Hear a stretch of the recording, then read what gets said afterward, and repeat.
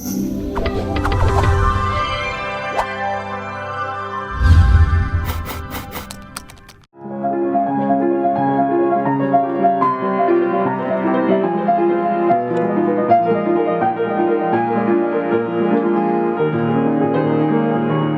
сум Ема Ананиевска, имам 22 години, студент сум на Факултетот за музичка уметност во Скопје, 4-та година, свирам пијано.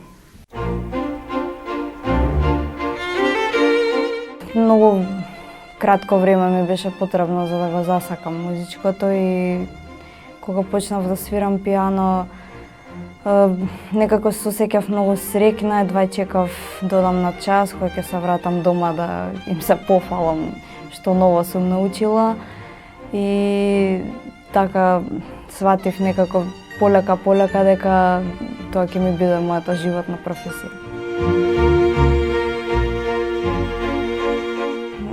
Многу често ми го поставуваат тоа прашање, јас на тоа враќам со прашање каков е вашиот свет.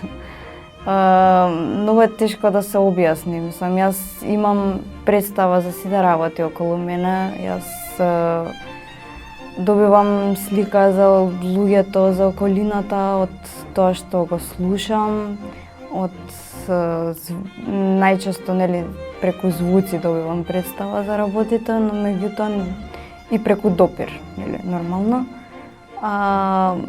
Меѓутоа ми е многу тешко да им објаснам на луѓето како е да се биде човек со целосно оштетен вид, затоа што исто како што би било на вас кога јас би го прашала како е да гледаш.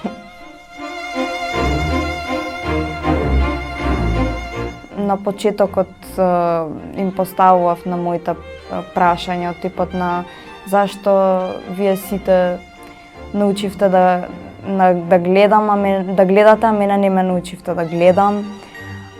Како луѓето околу мене кои што првпат ме среќава и ден денеска ми поставува разни прашања, типот дали сум болна и затоа не гледам, како тоа влијаело на мене, дека ми било тешко да го прифатам тоа, дека сум јас различна од другите, меѓутоа со тек на време и како растев, сватив дека тоа е нешто што едноставно може би ме прави поразлична од другите на некој начин, меѓутоа јас сум иста како и сите други луѓе и јас го одам истиот животен пат и јас имам и успеси и падови во животот, меѓутоа најважно е да се продолжи да се бори човек со животот, затоа што на крајот на денот сите ја водиме истата животна борба без разлика дали имаме некаква попреченост или не. На луѓето би им препорачала да не се плашат од тоа што не го познаваат.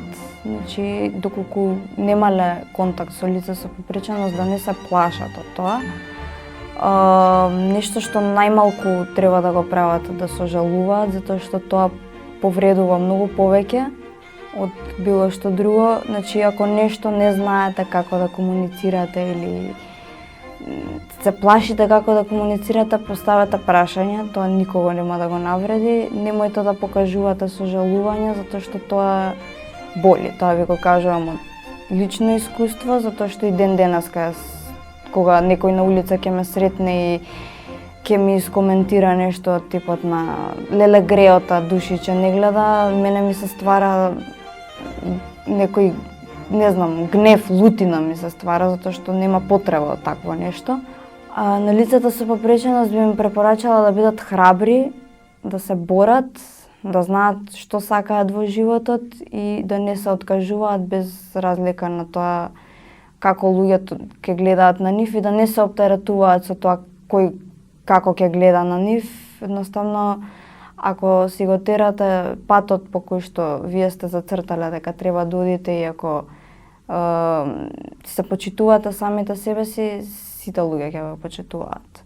Би им препорачала да се свртат околу себе, да видат, да пробаат еден ден да осетат како е да се живее во ова општество како некој што е различен од мнозинството и да се запрашаат дали можат нешто да сменат, а можат, само треба да сакаат и да ги вклучат лицата со попреченост во донесувањето на одлуки во однос на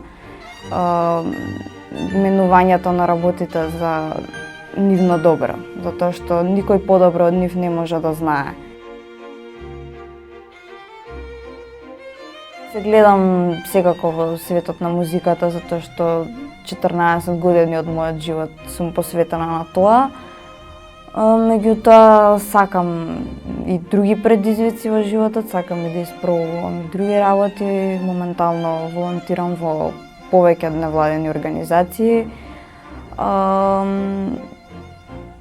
Што точно ќе бидам, не можам да знам, нели? Немам ни идеја, нити знам каде ќе ме однесе животот, меѓутоа секако дека од музиката нема да се откажам.